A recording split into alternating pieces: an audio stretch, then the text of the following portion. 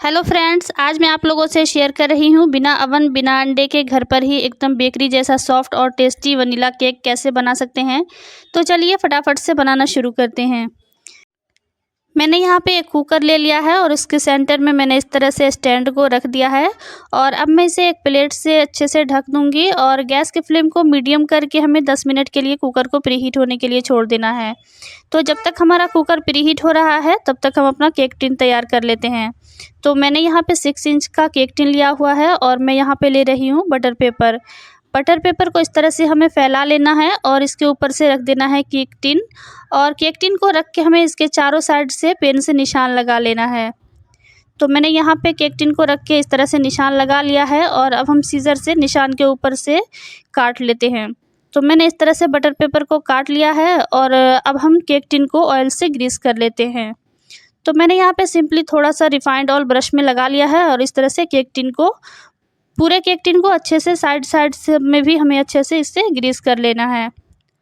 और इस तरह से कटे हुए बटर पेपर को हमें बीच में रख के फैला लेना है। तो मैंने इस तरह से इसे सेट कर दिया है और बटर पेपर के ऊपर से भी हमें ब्रश में ऑयल लगा के इस तरह से ग्रीस कर लेना है।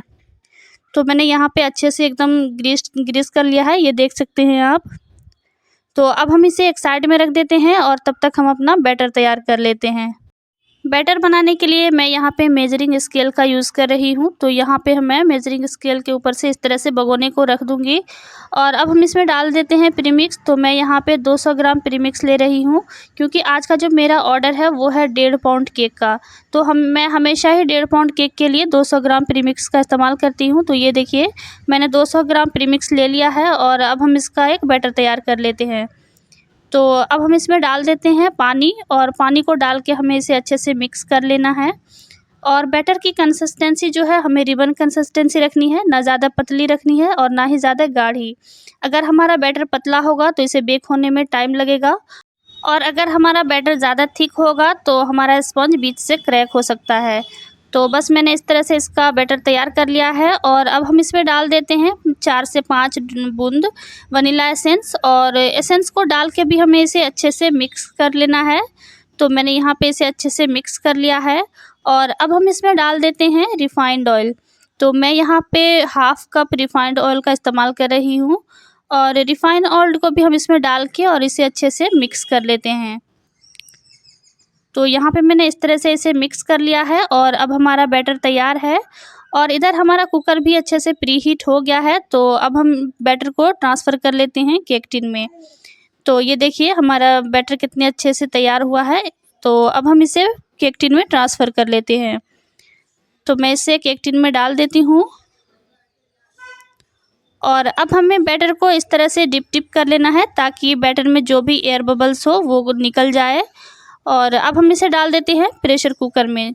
तो कुकर यहाँ पे हमारा प्रीहीट हो गया है। तो अब हम इसे इस तरह से डाल देंगे और इसके ऊपर से हमें एक प्लेट को ढक देना है और गैस के फ्लेम को लो करके 40 मिनट के लिए हमें इसे बेक होने के लिए छोड़ देना है। यहाँ पे हमारे स्पंज को बेक होते हुए 40 मिनट हो गया है। तो चलिए हम खोल के एक बार चेक कर लेते हैं। तो ये देखिए हमारा स्पंज कितने अच्छे से फूल गया है। तो अब हमें इसे इसके सेंटर में इस तरह से टूथपिक को इंसर्ट कर लेना है और इस तरह से बाहर निकाल लेना है। और अगर हमारा टूथपिक क्लीन बाहर आए तो इसका मतलब है कि हमारा स्पंज जो है वो अच्छे से बेक हो गया है। तो बस हम गैस के फ्लेम को बंद कर देंगे और केक टिन को हम बाहर निकाल देंगे और इसे ठंडा होने के लिए हमें छोड़ देना है। यहाँ पे हमारा स्पंज एकदम अच्छे से ठंडा हो गया है। तो अब हम स्पंज की लेयरिंग कर लेते हैं। तो ये देखिए हमारा स्पंज कितने बढ़िया तरीके से फूला है। तो अब हम इसकी लेयरिंग कर लेते हैं। तो मैं यहाँ पे घर के नॉर्मल जो चाकू होते हैं उसी से मैं लेयरिंग कर रही हूँ। तो इस तरह से हमें पूरे साइड में इस तरह से कट का निशान लगा देना है और इस तरह से हमें स्पंज को कट कर लेना है। तो मैंने यहाँ पे पहले लेयर को इस तरह से काट लिया है। ये देखिए हमारा स्पंज कितने बढ़िया तरीके से बेक हुआ है और इसी तरह से हम सेकेंड लेयर को भी काट लेंगे।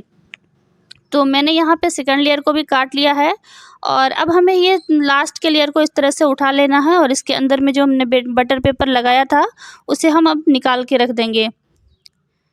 तो मैंने यहाँ पे तीनों लेयर को इस तरह से काट लिया है और अब आप देख सकते हैं हमारा लेयर कितने बढ़िया तरीके से कटा है और ये कितने बढ़िया तरीके से बेक हुआ है।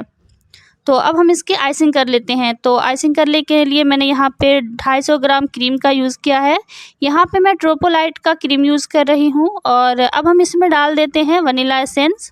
और अब हमें इसे एक बीटर से क्रीम को बीट कर लेना है।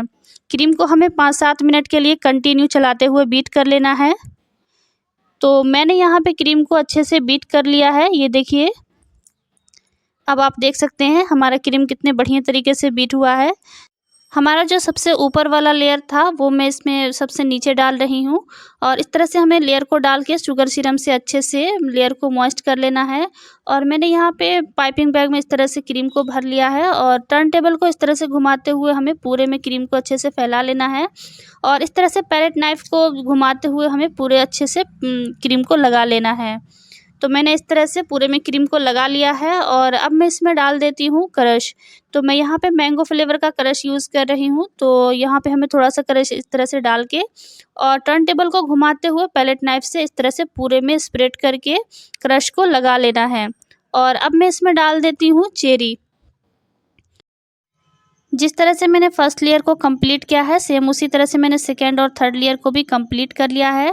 और अब हम इसकी कर देते हैं क्रम कोटिंग। तो क्रम कोटिंग करने के लिए हमें हल्का हल्का सा साइड पे और टॉप में क्रीम को लगा के इस तरह से पैलेट नाइफ को घुमाते हुए हमें क्रम कोट कर लेना है। क्रम कोट करने से ये होता है कि हमारे केक में जितने भी छोटे छोटे क्रम्स हैं वो सारे अंदर बैठ जाते हैं क्रीम के साथ। और फिर हमें फाइनल आइसिंग करने में बहुत ही अच्छा होता है। तो बस इसी तरह से मैंने क्रम कोटिंग कर ली है। और अब हम केक को उठा के रख देंगे केक बोर्ड पे और इसे 1 घंटे के लिए फ्रिज में सेट होने के लिए छोड़ देंगे। तो यहाँ पे मैंने केक की फाइनल आइसिंग कर ली है। इसकी वीडियो मैं रिकॉर्ड नहीं कर पाई हूँ। तो यहाँ पे मैं 1M नोज़ल से इस तरह से छोटे छोटे फ्लावर्स बना लेती हूँ। और इस तरह से मैंने पिंक और येलो कलर का कॉम्बिनेशन रखा है। और येलो कलर के फ्लावर्स जो हैं इसे भी मैं 1M नोज़ल से ही बना रही हूँ। तो इस तरह से मैंने पूरे में येलो और पिंक से फ्लावर बना दिए हैं। और यहाँ पे मुझे थोड़ा सा साइड में खाली सा लग रहा था तो मैंने यहाँ पे स्टार नोज़ल से छोटे छोटे फ्लावर को बना दिया है। यहाँ पे बीच में मैं केक को डेकोरेट नहीं करूँगी क्योंकि कस्टमर ने बोला है कि बीच में उनका नाम लिख दिया जाए। तो मैं यहाँ पे कस्टमर का नाम लिखने वाली हूँ। तो मैंने यहाँ पे कस्टमर का नाम लिख दिया है। और मैंने यहाँ पे हैप्पी बर्थडे का टैग लगा दिया है। और फ्लावर के ऊपर से मैंने इस तरह से शुगर बॉल को इस तरह से डाल दिया है। और कुछ शुगर बॉल को मैंने बीच में भी डाल दिया है। और छोटे वाले स्टार नोज़ल से मैंने यहाँ पे बॉर्डर डाल दिया है। और साइड में मैंने इस तरह से छोटे छोटे हार्ट शेप बना दिए हैं। तो आपको हमारा ये केक कैसा लगा कमेंट में ज़रूर बताइएगा। और अगर आपको हमारी ये वीडियो अच्छी लगी हो तो प्लीज़ वीडियो को एक लाइक करिएगा। और अगर हमारे चैनल पे पहली बार आए हैं तो प्लीज़ चैनल को सब्सक्राइब किए बिना नहीं जाइएगा। मिलते हैं नेक्स्ट वीडियो में।